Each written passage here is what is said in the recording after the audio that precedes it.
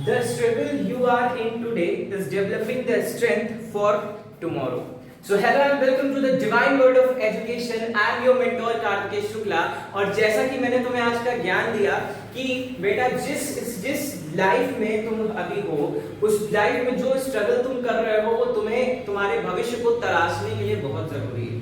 ठीक है, so basically अब तुमने देखा दिवाली हो गई, ठीक है। अब तुम क्या करोगे, तुम अभी हाइबरनेशन मोड में चले गए थे कि अब दिवाली हो गई, अब कौन अभी पढ़ेगा, ठीक है। धनतेरस, छोटी दिवाली, बड़ी दिवाली, फिर परेवा, भैया दूज, तुमने 5-6 दिन खूब एंजॉयमेंट कर लिया, मिठाई खा ली, पटाखे वटाखे जला लिए, नए कपड़े पहन के फोटोज सोशल मीडिया पे तुमने डाल दी। अब हाइबरनेशन मोड ऑफ करो और आ जाओ सीधे पढ़ने के लिए। जैसा कि तुम देख रहे हो हमारा जो चैप्टर है, हम आज इसका लास्ट लेक्चर रिकॉर्ड करने जा रहे हैं और आज जो टॉपिक हम डिस्कस करेंगे उसको बहुत अच्छे से तुम लोगों को पढ़ना पड़ेगा, ठीक है। क्योंकि इसके बाद जो हम नेक्स्ट चैप्टर उठाएंगे, मॉलिक्यूलर बेसिस ऑफ इनहेरिटेंस, वो भी बहुत इंपॉर्टेंट है for the prospectus of your NEET exam as well as your board exam, ठीक है।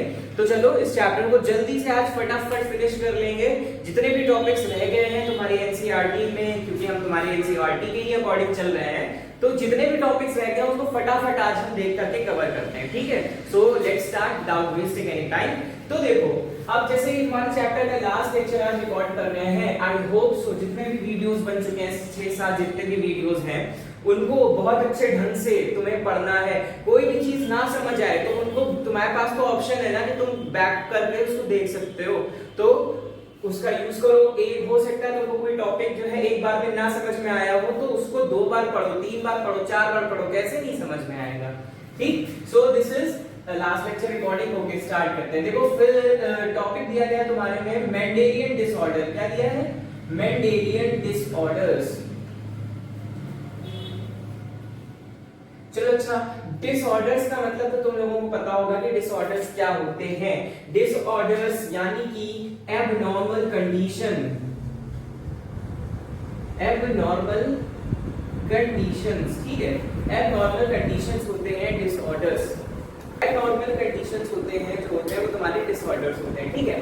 अब बात जब यहाँ पे की जा रही है मेंडेलियन की, मेंडल महाशय की बात हो रही है, इसको मेंडेलियन डिसऑर्डर क्यों कहते हैं? इसको मेंडेलियन ने डिस्कवर किया था। नो, ऐसे डिसऑर्डर्स या ऐसी एबनॉर्मल कंडीशंस जो मेंडल के लॉज को फॉलो करते हैं, ठीक है। The conditions which follows Mendel's law of obviously inheritance, ठीक है। कौन कौन से लॉस थे?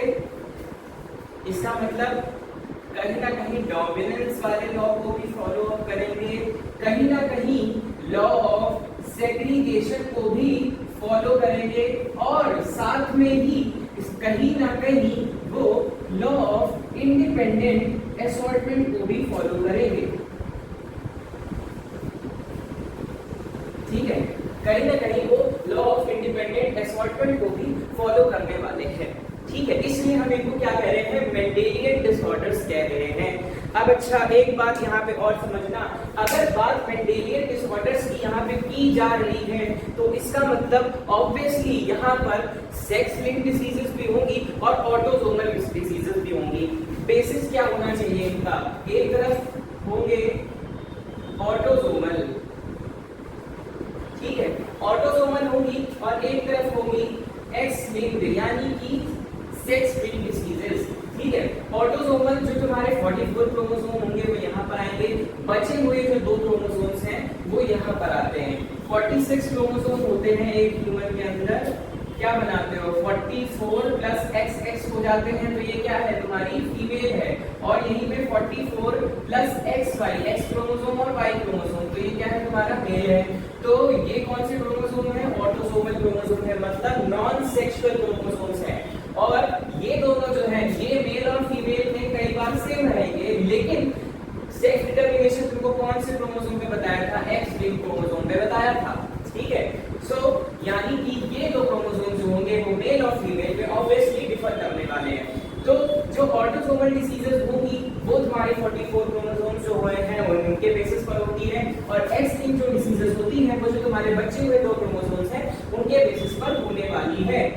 अब देखो ऑटोसोमल डिसीजेस में 2 बनाते हैं हम, एक तो डोमिनेंट और एक बनाते हैं रेसेसिव। ठीक, इधर भी 2 बनेगी, कौन कौन सी? डोमिनेंट, दूसरी रेसेसिव। आई बात समझ में? क्या बात समझ में आई?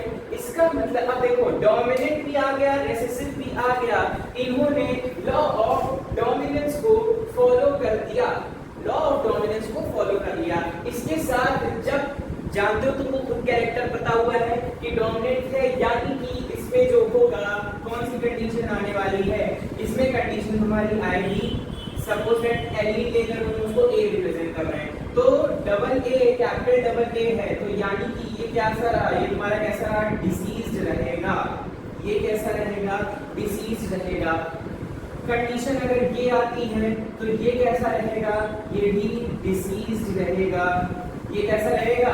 डिसीज्ड रहेगा। अगर कंडीशन ये आती है तो ये कैसा रहेगा? नॉर्मल रहेगा। ये कैसा रहेगा? नॉर्मल रहेगा। आई बात की समझ में? और एक चीज और बता दें, ये जो है तुम्हारा मेल और फीमेल दोनों प्रोस्पेक्टिव से है, मेल और फीमेल दोनों प्रोस्पेक्टिव से तुम्हारा ये कंडीशन बन करके आएगी। मतलब कि एलील्स कैसे बन रहे हैं? डबल कैपिटल एलील्स बन रहे हैं, तो कैसा रहेगा? डिसीज है। और ये तो डोमिनेंस ही शो कर दिया, तो ये क्या बन गया हमारा? ये भी डिसीज है।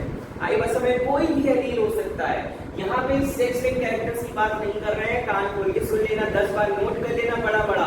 जब कभी भी हम ऑटोसोम की बात करेंगे तो इसका मतलब हम sex link diseases, sex link characters की बात नहीं कर रहे हैं। आई बात समझ में? और फिर रेसेसिव की कंडीशन में क्या चीज रहेगी? रेसेसिव के लिए तुम जानते ही हो, आइदर इट इज मेल और फीमेल। रेसेसिव के लिए यही कंडीशन जो होगी वो कैसी रहेगी? डिसीज्ड रहेगी। ठीक है, डिसीज्ड रहने वाली है। जब हम बात करते हैं, एक चीज इसमें तुमको और समझा दें, जब हम बात कर रहे हैं रेसेसिव में, ठीक है, तो रेसेसिव में ये वाली कंडीशन अगर आती है तो ये कैसी रहेगी? नॉर्मल होगी। बट कहानी में ट्विस्ट ये कि जब कभी भी इसमें ऐसी कंडीशन आएगी, रेसेसिव वाली डिसीज में कभी भी ऐसी कंडीशन आती है, तो हम इसको रिप्रेजेंट करते हैं किससे? कैरियर से। किससे रिप्रेजेंट करते हैं? कैरियर से। ठीक है, अभी हम इसके जब एग्जाम्पल बताएंगे तब तुमको ये भी एक्सप्लेन करेंगे कैरियर क्या होता है। कैरियर मतलब ये होगा कि वो डिसीज वो एज अ नॉर्मल बिहेवियर रहेगा, लेकिन वो कैरियर शो करेगा जिससे आने वाली जनरेशन डिसीज होगी। अब एक्सप्लेन करते हैं इसको। पहले इधर देखो, अब एक्स लिंक्ड कैरेक्टर्स जो एक्स लिंक्ड डिसऑर्डर्स होंगे उसमें डोमिनेंट में कैसा रहेगा? अब इसमें एक्स लिंक्ड है तो यानी मेल और फीमेल ऑब्वियसली सेपरेटेड होंगे, अलग अलग होंगे, तो उसमें क्या चीज सामने निकल करके आएगी? ये देखो डोमिनेंट है, so suppose that in males की बात करते हैं पहले। ठीक है, मेल्स में देखो ये कंडीशन है तो डिसीज्ड। ठीक है, ये कंडीशन है तो डिसीज्ड है। फिर next condition normal X Y है तो नॉर्मल। ठीक, और फीमेल्स के प्रोस्पेक्टिव से देखा जाए तो अगर फीमेल में ये चीज है तो ये फीमेल कैसी है? कैरियर है। ठीक, ये फीमेल कैसी है? नॉर्मल है। और ये फीमेल कैसी है? ये है डिसीज्ड है। ये कैसी है? डिसीज्ड है। ये फीमेल कैसी रहेगी? डिसीज्ड रहेगी। आई बात समझ में? जब हम बात कर रहे हैं रेसेसिव की, तो रेसेसिव वाले कंडीशन में भी मेल और फीमेल का अलग अलग होगा, एक्स वाई नॉर्मल। ठीक है, डिसीज्ड। ठीक, फीमेल की कंडीशन में देखो एक्स कैरियर, ठीक, एक्स बी डिसीज्ड। ठीक, एक चीज तुमको और बता दें, while we are talking about X-linked diseases, जब हम X-linked diseases की बात कर रहे हैं तो no males can be carrier. क्या बोला मैंने? When we are talking about X-linked characters or X-linked disease, there is only females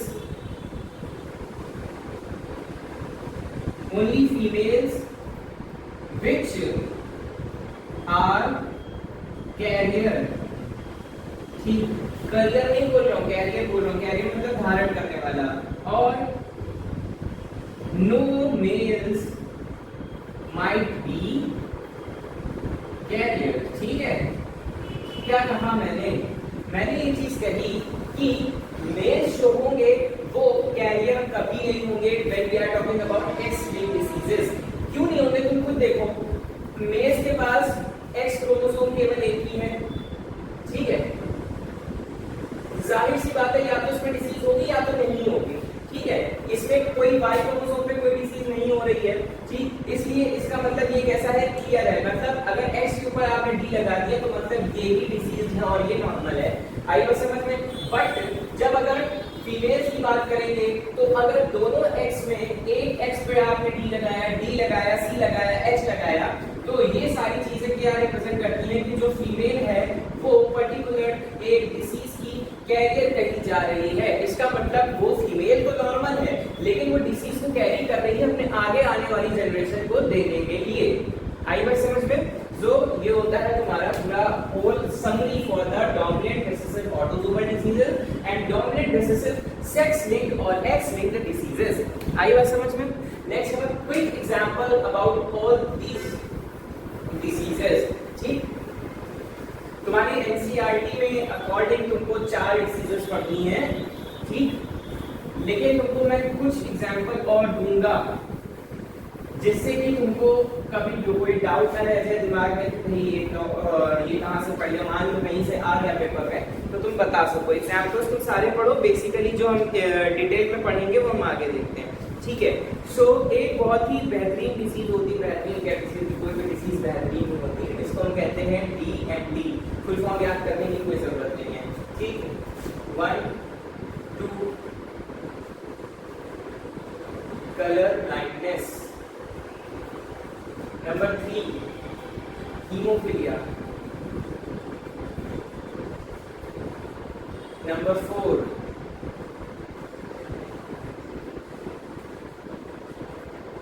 phenylketonuria पढ़ चुके हो ये.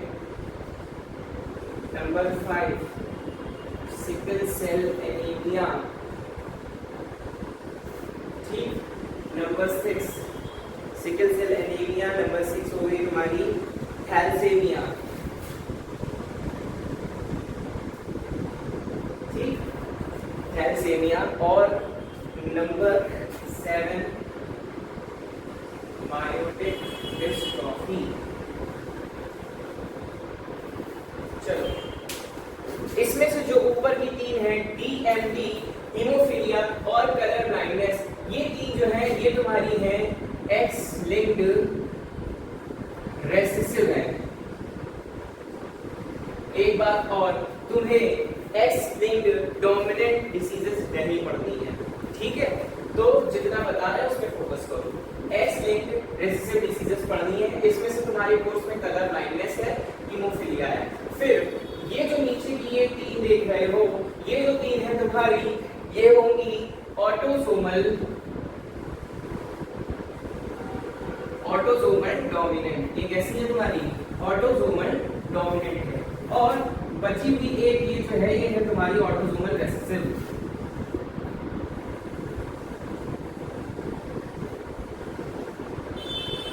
ठीक है, तुम्हें क्या क्या चीजें पढ़नी है? कलर ब्लाइंडनेस, हीमोफीलिया, फेनाइलकेटोन्यूरिया पढ़ चुके हो और थैलेसीमिया और सिकल सेल एनीमिया. ठीक, बाकी ये तुमको पढ़ा चुके हैं. ठीक है, और ये दोनों अभी हम आज डिस्कस करेंगे. इसमें से सिकल सेल एनीमिया तुमको मैंने एक एग्जांपल में तुमको बताया था. किसके एग्जांपल में बताया था? अगर तुम्हें याद हो, नहीं याद हो तो तुमने नोट्स बनाए हो अगर, तो तुमको पता होगा कि ये किसका एग्जांपल है. टीनियोट्रोपी का एग्जांपल है. क्या की टीनियोट्रोपी? Single gene affected characters. आई बात समझ में? सो ये है तुम्हारे पास पूरे एग्जांपल्स. कौन जीएमटी नहीं पढ़नी है और क्या नहीं पढ़नी है, मायोटिक डिस्ट्रोफिया नहीं पढ़नी है, वो मैंने तुमको एज एग्जांपल बताया। ठीक, तो चलिए स्टार्ट करते हैं। एक्स लिंक्ड रेसेसिव डिसीजेस कौन कौन सी है तुम्हारे पोस्ट पे। तो सबसे पहले पढ़ते हैं कलर ब्लाइंडनेस। हाई स्कूल में तुम लोगों ने पढ़ी होगी इसको कि कलर ब्लाइंडनेस जो डिसीज होती है उसका पूरा क्रॉस बना बना के तुम लोगों ने इसको पढ़ा होगा, बहुत दिक्कत तलब होता था ना। तो तुम्हारे लिए ये चीज करना, colour blindness. Basically colour blindness में हम लोगों को चीज पता है कि कौन कौन से कलर के लिए होता है, रेड, ग्रीन। आज हम तुमको बताते हैं एक कलर के लिए और होता है ब्लू के लिए। ठीक है, बेसिकली ये दो को माना जाता है कि जो जैसे रेड और ग्रीन है, ठीक, तो रेड वाले को ग्रीन, अगर कोई रेड कलर माने से अगर तुमको कलर ब्लाइंडनेस है तो रेड वाले को ग्रीन बोल दोगे कि ये ग्रीन कलर से लिखा है सर ने। ठीक है, और ग्रीन कलर से कुछ लिखेंगे अगर तो तुमको लगेगा कि अरे ये तो सर ने रेड कलर से लिख दिया। ठीक, तो ये एक तरह की आंखों की डिसीज से ऐसा कुछ होता नहीं है। बस तुम जो है कभी भी रेलवे की कोई भी परीक्षा दे रहे हो, अगर तुम रेलवे में सिलेक्ट नहीं होगे या कह लो तुम कोई भी पीटी नहीं बन सकते। ठीक है, तुम्हारा ड्राइविंग टेस्ट, तुमको ड्राइविंग टेस्ट में दिक्कत आ सकती है, ये सारी चीजें होती है। क्योंकि देखो जब तुमको रेड कलर की जो लाइट है, ठीक, वो तुमको ग्रीन दिखेगी, ठीक, तो तुम क्या संचालन करोगे, पीटी तो तुम कतई नहीं बन सकते, हरी झंडी दिखाओगे, लाल झंडी दिखाओगे, तो ये सब चीजें हैं। ठीक, तो ये तो एक छोटी सी बात तुमको बतानी थी, तो तुमको बता दी। एक चीज और बता दे कि ये जो डिसीज है ये किन महाशय ने डिस्कवर की थी। ये महाशय थे डाल्टन। ठीक है, डाल्टन ने डिस्कवर की थी, इसलिए हम इस डिसीज को कहते हैं डाल्टनिज्म। ठीक है, दूसरा नाम क्या कहता है, डाल्टनिज्म बोला जाता है।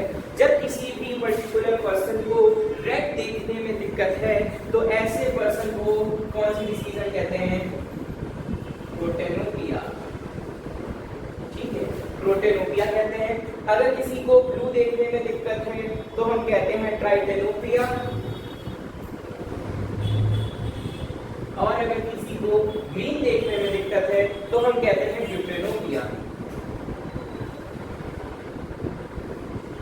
ठीक है, ये है हमारे पास, इसको भी नोट कर लेना, स्टार लगा के। ठीक, चलो क्रॉस बनाना स्टार्ट करें। तुमसे मैंने कहा कि सेक्स की जो डिजीजेस हैं उसमें फीमेल रेसेसिव होंगी। क्या होगी, फीमेल रेसेसिव होंगी। अब एक चीज और देख लेना, यहाँ पे ये पॉइंट लिख लो, क्या लिख लो, एफएक्स मेल में 8% चांसेस होते हैं और फीमेल में 0.4% चांसेस होते हैं। क्यों होते हैं सर, आपने कहा मेल कभी कैरियर नहीं होते, लेकिन मेल पूरे डिसीज होते हैं। ठीक है, कैसे होते हैं आओ देखते हैं। Suppose that if a colour blind mail,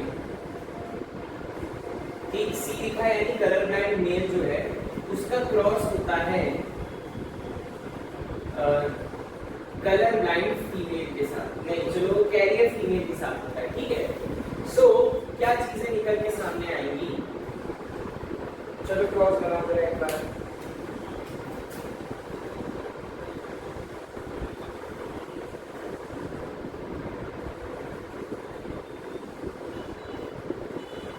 क्या निकल के सामने आया, कलर ब्लाइंड मेल है, ठीक है, और फीमेल कैसी है, कैरियर है। तो इसका मतलब कि इसमें क्या जीनोटाइप बनने वाला है, देखो नॉर्मल कौन है, एक नॉर्मल सन होगा। ठीक, ये डॉटर कैसी है, कैरियर है, यानी कैरियर डॉटर होगी, कैरियर डॉटर होगी। ये सन कैसा है, डिसीज्ड सन है, ये कैसा है, डिसीज्ड सन है, और ये डॉटर कैसी है, डिसीज्ड है, डिसीज्ड डॉटर। इसका मतलब ये कि फीमेल के प्रोस्पेक्टिव से अगर देखा जाए तो डॉटर एक ऐसी डॉटर है जो क्या है, अगर डॉटर के रिस्पेक्ट में देखो, ठीक है, तो क्या बन रहा है, 50-50 बन रहा है। ठीक है, मतलब एक लेकिन 50-50 नॉर्मल और डिसीज डिसीज नहीं है।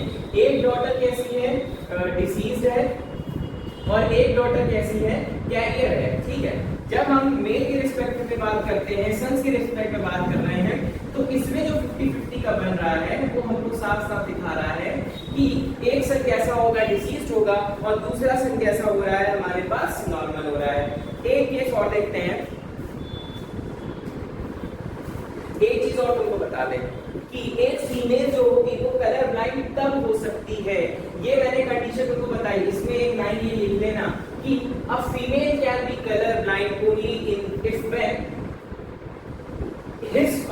her father might be color blind and her mother might be carrier। लिखो क्या बोला हमने, a female can be color blind only if her father is color blind and her mother is carrier। ठीक है, इसलिए ये कंडीशन सामने आती है निकल करके कि एक डॉटर को कैरियर होने के लिए उसकी माँ को एक डॉटर को डिसीज होने के लिए उसकी माँ को कैरियर होना चाहिए, जो कि है, ये देखो ये मदर कैरियर थी ना, ठीक, और ये फादर कैसा था, कलर ब्लाइंड। आई बात समझ में। और कुछ कंडीशंस और देख लो जरा, नॉर्मल मदर लेके रखते हैं, नॉर्मल मदर लेके रखो, क्या कंडीशन बन के सामने आएंगे। नॉर्मल में क्या रहा कि डॉटर, जितनी डॉटर्स बनेगी वो सब कैसी बन रही है, कैरियर बन रही है, डिसीज नहीं है, कैरियर है। लेकिन जितने सन बन रहे हैं वो सब कैसे हैं, नॉर्मल हैं। ठीक, आई बात समझ में। और कोई केस बना के देखना हो तो देख लो, क्या केस बनेगा। और चलो नॉर्मल एक बार फादर को कर देते हैं, बनाओ, एक ये सॉल्व करो, एक और सॉल्व करना,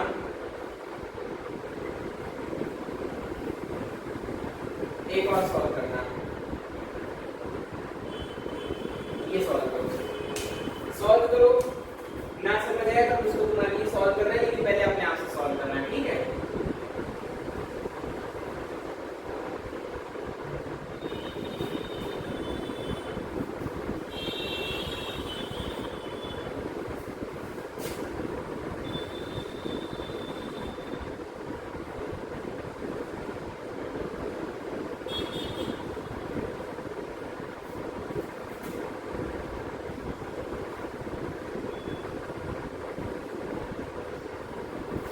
ओके सॉल्व। आओ इस केस में देखो क्या बना, जब फादर एक नॉर्मल फादर है, मतलब उसमें डिसीज नहीं है, लेकिन मदर जो है वो डिसीज है, तो वो क्या कर रही है कि वो जो डॉटर्स बनेगी वो तो कैसी बन रही है, वो कैसी बन रही है, वो बन रही है तुम्हारी कैरियर।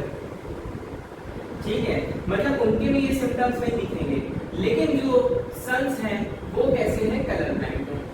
ठीक, जब फादर कलर ब्लाइंड है और मदर भी कलर ब्लाइंड है, तो चारों बच्चे क्या बनेंगे, कलर ब्लाइंड बनेंगे। इसमें ना तो कैरियर बनेगा, ना तो कोई नॉर्मल बनेगा। और जब फादर नॉर्मल है, मदर कैरियर है, तब इस कंडीशन में क्या होगा, इस कंडीशन में एक बेटा जो होगा वो कैसा होगा, कलर ब्लाइंड होगा, एक लड़का होगा नॉर्मल। ठीक, एक डॉटर नॉर्मल होगी और दूसरी डॉटर जो होगी वो कैरियर होगी, वो कैसी होगी, कैरियर होगी। आई बात समझ में। सो ये था तुम्हारा कलर ब्लाइंडनेस का पूरा फुल डिस्क्रिप्शन। अब बात करते हैं हम हीमोफीलिया की, इसकी बात करने जा रहे हैं, हीमोफीलिया की बात करने जा रहे हैं।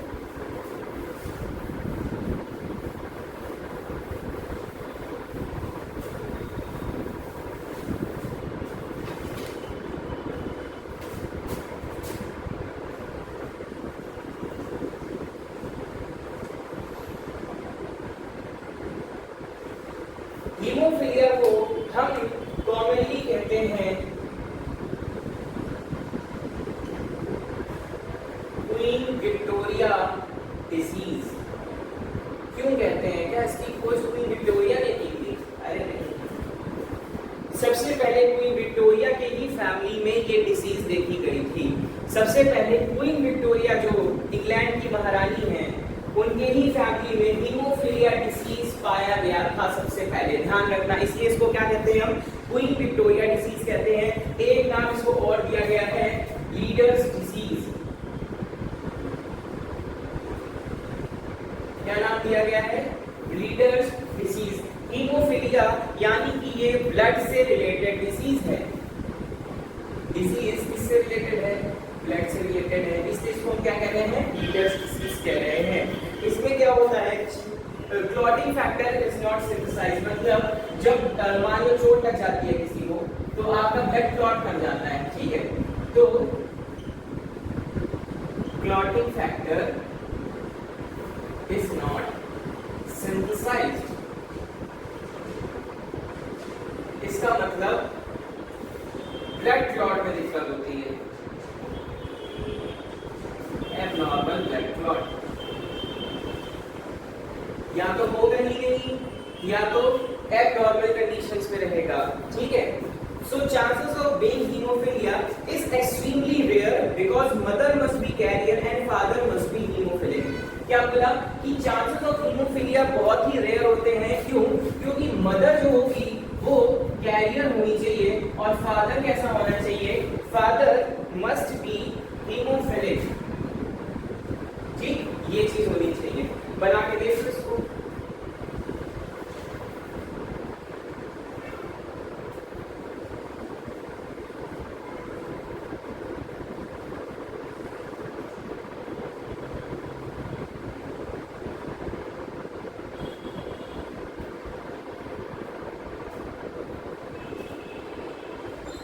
ठीक, देखो क्या बना? हीमोफिलिया कैरियर, हीमोफिलिया नॉर्मल, ठीक? ये 100 देखते हैं।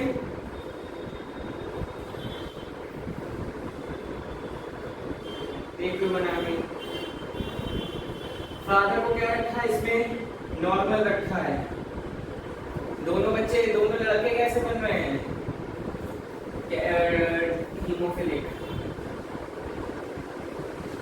और दोनों लड़कियां कैसी बन रही हैं? कैरियर।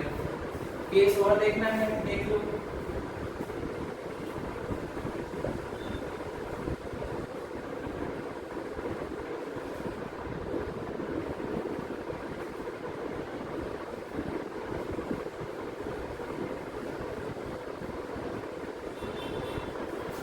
ठीक है, हीमोफिलिया कंप्लीट। इसमें और कुछ नहीं देखना है, या आप लोग ध्यान रखना है इसको, ओके? सेक्स लिंक कैरेक्टर्स ये दो थे, सेक्स लिंक डिसऑर्डर्स ये दो थी, ठीक? कलर ब्लाइंडनेस पढ़ा और क्या पढ़ा? हीमोफिलिया पढ़ा। फीमेल हमेशा कैसी रहेगी? कैरियर रहेगी। आई बात समझ में? नेक्स्ट अब हम पढ़ते हैं जरा sickle cell anaemia. Autosomal disease है। कैसी है? ऑटोसोमल डिसीज है, ठीक?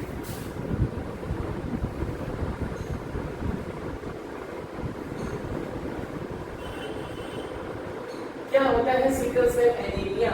इसमें जो तुम्हारी आरबीसीज होती हैं क्या हो जाता है? इरेगुलर और सिकल शेप्ड आरबीसीज प्रेजेंट हो जाती है। नॉर्मल आरबीसी का साइज क्या होता है? ठीक है, इट इज अ बाइकॉन्केव, ठीक है? लेकिन जब सिकल सेल एनीमिया की बात होती है, ऐसे पेशेंट में, सिकल सेल एनीमिया वाले पेशेंट में क्या होता है? इरेगुलर सिकल शेप हो जाती है, जिसमें आरबीसीज का शेप कैसा हो जाता है? वो कुछ सिकल शेप का हो जाता है, ठीक है? फिर क्यों हो जाता है? क्योंकि अंडर लो ऑक्सीजन कंडीशन क्या होता है? Under low oxygen condition, under low oxygen condition beta globin chain polymerizes, beta globin. ये सब चीजें हम अभी आगे पढ़ेंगे नेक्स्ट चैप्टर में। बीटा ग्लोबिन चेन पॉलीमराइज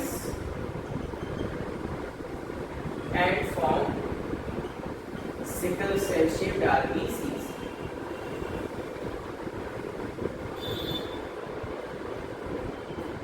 ठीक है, एक चीज और इसमें मॉलिक्यूलर बेसिस ऑफ जेनेटिक्स वाले चैप्टर में हम पढ़ने वाले हैं जेनेटिक कोड।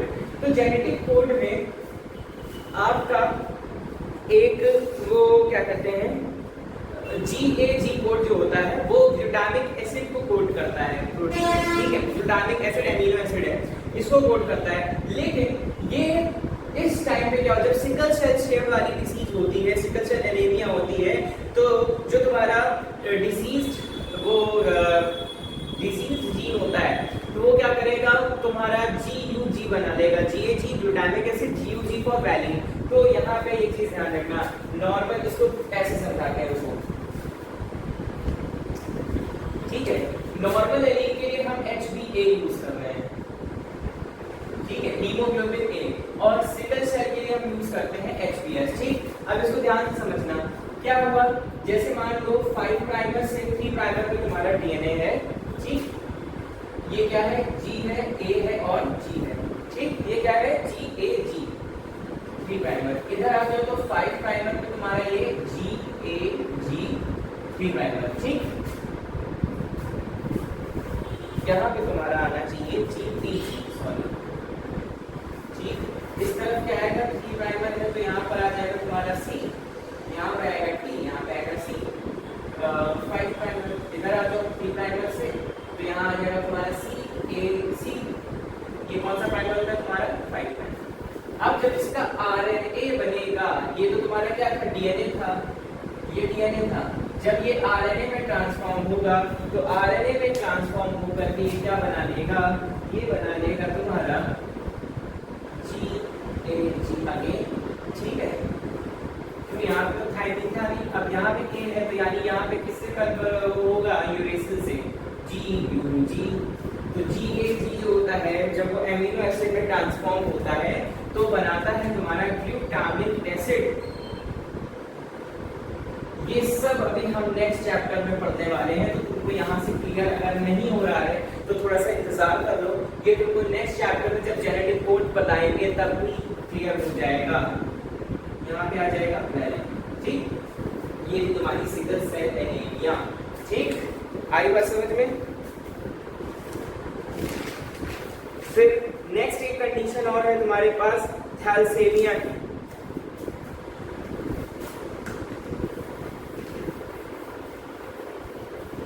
फेनाइलकेटोयूरिया पढ़ चुके हो, उसको समझाने की जरूरत नहीं है, वहां से ही देख लेना जो तुमने पिछले नोट्स बनाए।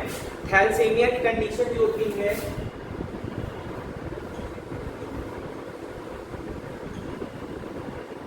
थैलेसीमिया में एक तो ये तुम्हारी कैसी डिसीज है, ऑटोसोमल रिसेसिव है।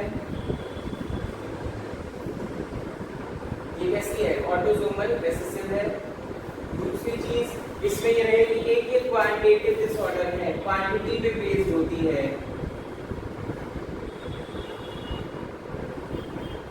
ठीक है, third thing is that number of alpha and beta globin chain is reduce. जो हमने बीटा ग्लोबिन चेन बताई थी, alpha and beta globin chain जो होती है वो रिड्यूस हो जाती है। ठीक, alpha and beta globin chain is reduced. ठीक, इसलिए हम इसको कई बार कहते हैं अल्फा थैलेसीमिया, जिसमें HbA1, ठीक, और HbA1 जीन और HbA2 जीन, ये म्यूटेशन का कॉन्सेप्ट है due to deletion of short arm of chromosome. Short arm of chromosome, chromosome का शॉर्ट आर्म डिलीट हो जाता है, deletion of short arm of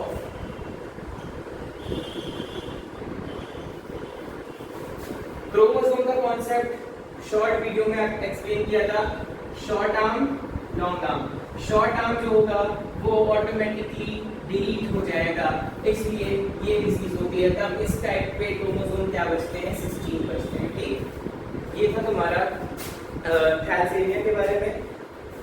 इसमें और कुछ तुमको देखने की जरूरत नहीं है, इतना ध्यान से देख लेना, और इससे ज्यादा कोई क्वेश्चन भी नहीं आने वाला है कि एक्सप्लेन व्हाट इज थैलेसीमिया। ठीक, ऐसा कुछ नहीं आएगा, केवल ये एमसीक्यू में आ सकता है कि explain name the any one autosomal recessive disease और थैलेसीमिया दिया होगा तो खुद थैलेसीमिया पे टिक कर देना। नाउ अब हम बढ़ते हैं हमारे लास्ट टॉपिक की तरफ, that is your pedigree analysis.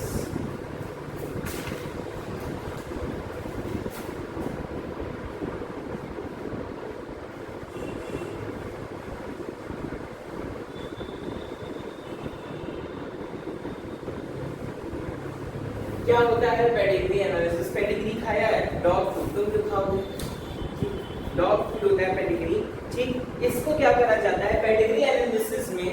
To explain और to study the family history,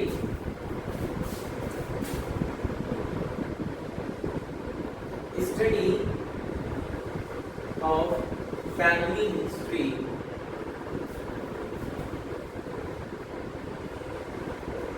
इसमें क्या क्या चीजें पढ़ते हैं हम? डिसीज कैरेक्टर्स भी पढ़ लेंगे और क्या पढ़ते हैं? नॉर्मल कैरेक्टर्स,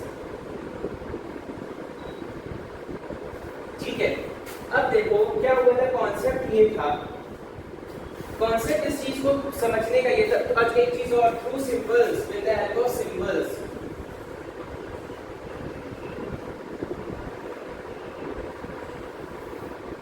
हुआ ये एक तरह से इसको एथिकली भी समझना है और एक तरह से इसको इवेंचुअली भी समझना है। हुआ ये कि जैसे मान लीजिए चोरों के आतंकवादियों का खानदान है, ठीक है।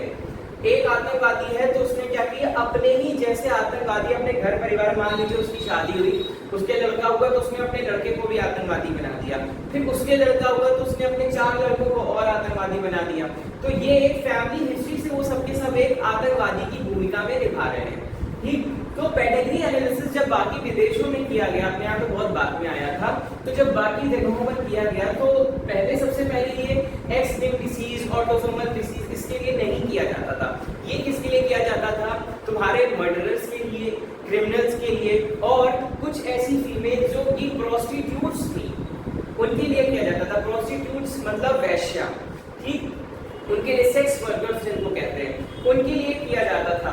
अब हुआ है तो एक जो डिटेल्स सारी बनी उसमें निकल के सामने आया कि अच्छा ये क्रिमिनल इसलिए है क्योंकि इसकी फैमिली में भी कोई ना कोई क्रिमिनल रहा हो सकता है उसके बाप दादा बहुत अच्छे हों, उन्होंने कोई क्राइम ना किया, लेकिन उनके दादा के परबाबा ने क्राइम ऐसा किया होगा जो कि उसके भी अंदर वो क्राइम वाले सीन्स आए, उसके भी अंदर क्राइम वाले क्रोमोसोम्स रहे, उसके भी अंदर क्राइम करने की क्षमता रही, ठीक है। इसलिए कहा जाता है कि वो पेडिग्री एनालिसिस बताई। लेकिन आगे चल के ये बिल्कुल एक फेलियर साबित हुआ। क्यों? कई बार ऐसा देखा गया कि किसी ने क्राइम नहीं किया लेकिन एक बच्चे ने क्राइम कर दिया, ठीक है। भले ही उसके बहुत उसके ऊपर कोई गाज गिर गई हो तो उसको क्राइम करना पड़ा, ठीक। तो ये चीज एक फेलियर साबित हुई। तो पेडिग्री एनालिसिस का कॉन्सेप्ट भी बहुत अच्छा था, इसलिए इसको आज के डेट में हम सेक्स लिंक्ड और ऑटोसोमल डिसीजेस के तौर पे पढ़ने वाले हैं, ठीक है। आई बात समझ में? इसमें क्या चीजें रहेंगी देख लो, कुछ सिंबल्स ध्यान से देख लेना। अगर ये बना हुआ है तो नॉर्मल मेल, ठीक। ये बना हुआ है तो नॉर्मल फीमेल, ठीक, नॉर्मल फीमेल। अगर ये बना हुआ है, ठीक है, तो इसका मतलब है कि नॉर्मल मेल भी हो सकता है और फीमेल भी हो सकता है, जेंडर इज नॉट डिटरमाइंड, ठीक है, अनस्पेसिफिक सेक्स। अब यहीं पे अगर ये बना है या ये बना है या ये बना है तो ये सब कैसे हैं? डिसीज्ड हैं, ये सब कैसे हैं? डिसीज्ड हैं, ठीक है, अफेक्टेड इंडिविजुअल्स हैं, ठीक। अब देखो, अब अगर इधर आ जाओ, ये बना हुआ है तो इसका मतलब है मेटिंग, मतलब शादी हुई है, ठीक। अगर ये बना हुआ है तो इसका मतलब है मेटिंग इन फैमिली, मतलब आपस में ही शादी हुई है, ठीक है। Mating in same blood relation लिख देते हैं, mating in same blood relation, ठीक। फिर अब अगर सपोज दैट ये बना हुआ है,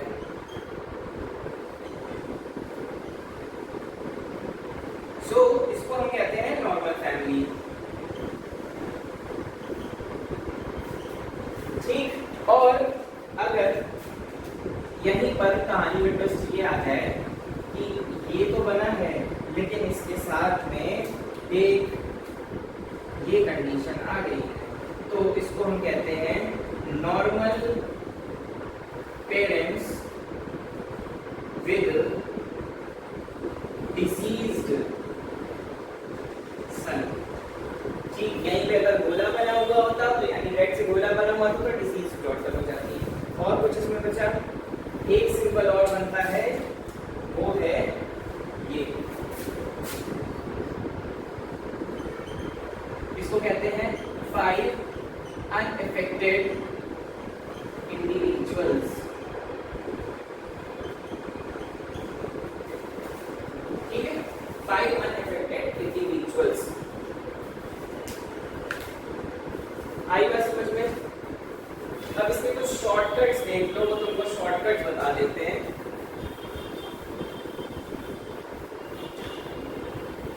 फिर इसके लिए कुछ क्वेश्चंस करते हैं तो चैप्टर हमारा कंप्लीट हो जाएगा। शॉर्टकट ये है कि जैसे मान लो एक तुमको फैमिली हिस्ट्री ऐसे दी जा रही है कि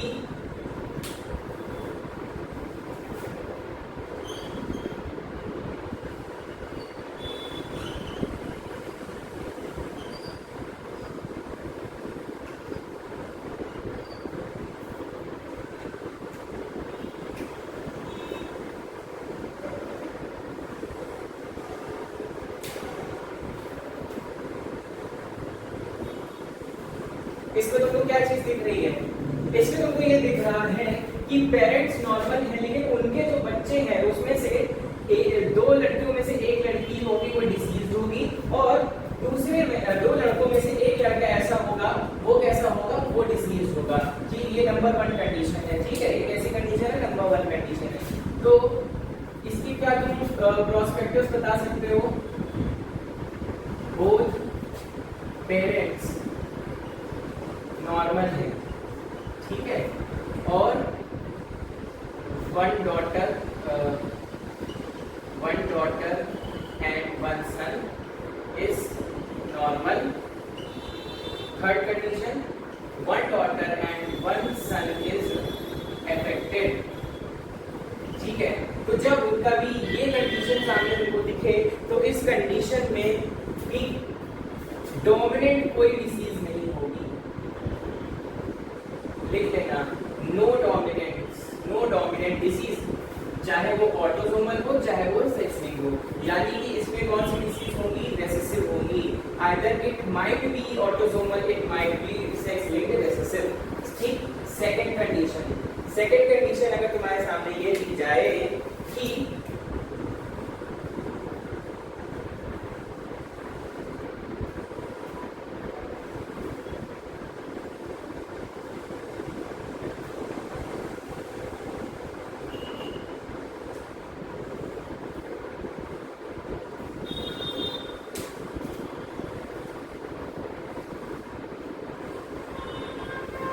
क्या आ गया? Both parents are affected. ठीक, both sons are normal and both daughter are disease. ठीक है, तो इसमें जब ये कंडीशन तुम्हारे सामने रखी होगी तो इस कंडीशन में कोई भी नो रेसेसिव बनेगा। ठीक है, मतलब कोई भी रेसेसिव नहीं होगा। ठीक, सारे कैसे होंगे? डोमिनेंट होंगे। ठीक, सारे कैसे होंगे? डोमिनेंट होंगे। अब देखो एक कंडीशन और बनती है जिसमें बोथ पेरेंट्स आर नॉर्मल। ठीक है, लेकिन दो बच्चे हो रहे हैं, उन दोनों बच्चों में दोनों लड़के हो रहे हैं। ठीक है, लड़के में दोनों डिसीज हैं, दोनों लड़के कैसे हैं? डिसीज हैं। ठीक है, तो जब ये कंडीशन बन करके तुम्हारे सामने दी जाए तो इस कंडीशन में सबसे पहले तुमने क्या देखा? Both parents are normal, one son is affected और वन सन इज नॉर्मल। तो जब ऐसी कंडीशन तुम्हारे सामने आएगी तो तुम उसको लिख सकते हो नो एक्स लिंक डोमिनेंट, मतलब सेक्स लिंक डिजीज नहीं होगी डोमिनेंट में, ठीक है। फिर फोर्थ कंडीशन देखते हैं।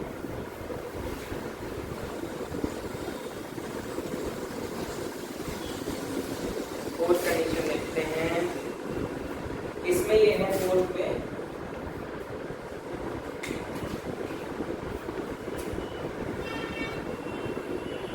मदर अफेक्टेड है, ठीक है। मदर अफेक्टेड है, जो फादर है वो नॉर्मल है, इनमें भी दो सन्स हो रहे हैं, एक नॉर्मल आ रहा है और एक जो है उसमें क्या है, डिसीज है, ठीक है। क्या है इसका कहानी, इसकी कहानी ये हो रही है कि मदर जो है वो कैसी है, डिसीज है, फादर कैसा है, नॉर्मल है,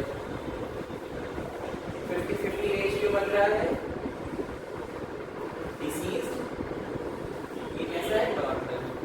ठीक है।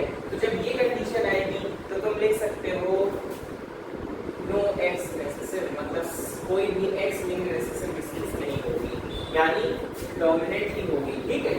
फिर फिफ्थ पॉइंट, अगर तुम्हारे सामने दिया गया कि मदर नॉर्मल है और फादर जो है वो कैसा है, डिसीज्ड है, फादर कैसा है, डिसीज्ड है, तो इस कंडीशन में जो बच्चियां बनेगी, बच्चियां कैसी बनेगी, एक में डिसीज होगी और एक कैसी होगी, नॉर्मल होगी, एक में डिसीज होगी और एक कैसी होगी, नॉर्मल होगी, ठीक। इसका मतलब क्या लिखा हमने, फादर डिसीज है और मदर कैसी है, नॉर्मल है, तो 50-50 इसमें भी बना,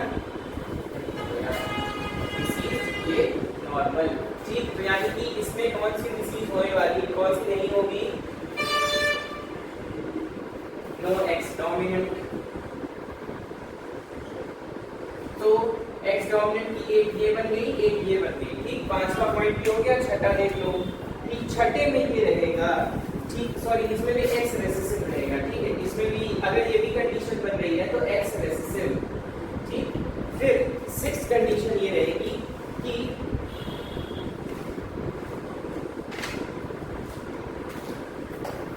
जब फादर डिसीज है तो ये एक्स डोमिनेंट ही बनेगा।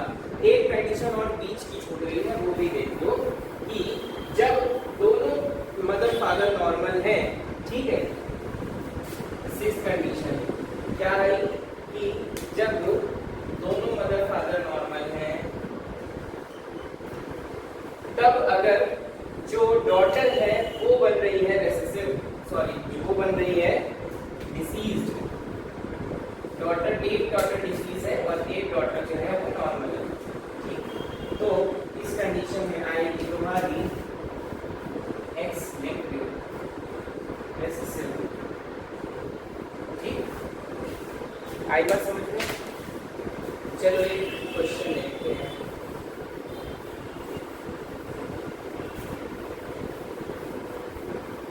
एक क्वेश्चन देख लेते हैं जल्दी से, फिर इसको, ये चैप्टर हमारा एंड हो गया, ओके। चलो क्वेश्चन तुम्हारे सामने ये दिया गया है,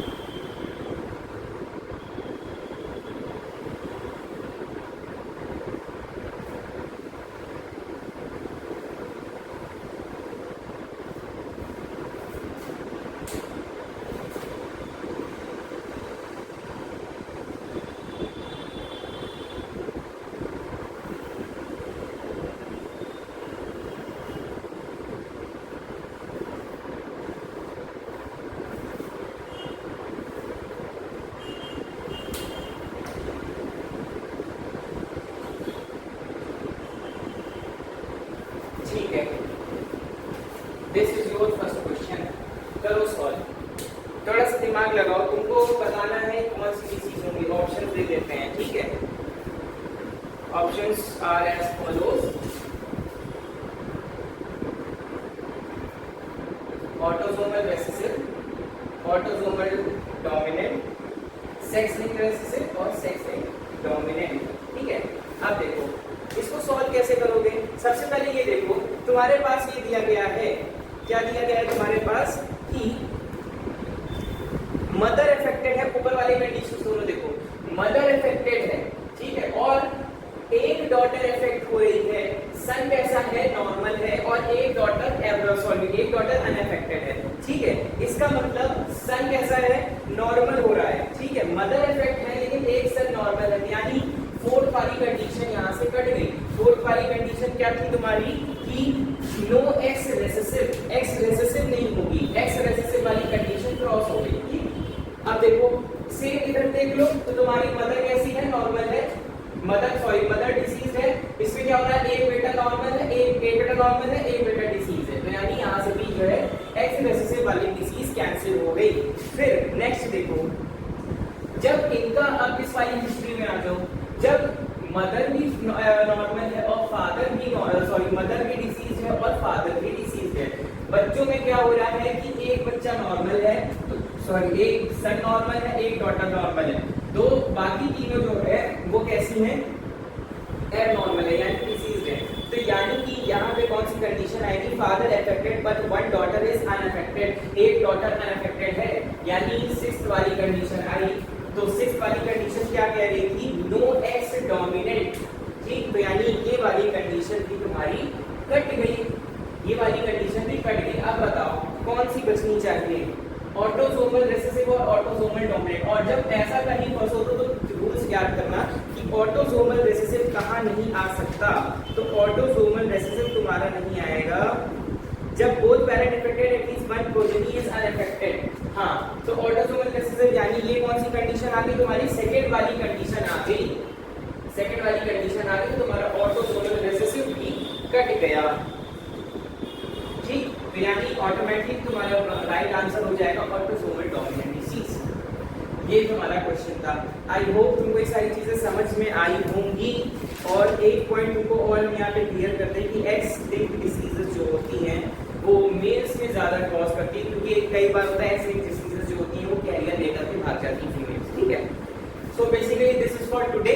आई होप आप सबको ये वीडियो और ये पूरा कंप्लीट इंटायर चैप्टर आपको अच्छे से समझ में आया होगा, ठीक है। कुछ क्वेश्चंस आपको और करने होंगे तो टेलीग्राम पे डाल दिए जाएंगे, don't worry. So basically this is for today. I hope तुमने अच्छे से पढ़ाई की होगी। नेक्स्ट लेक्चर से हम नेक्स्ट चैप्टर स्टार्ट कर रहे हैं, that is the molecular basis of inheritance. So this is for today. Thank you so much and do not forget to like, share and subscribe with Divine Word of Education.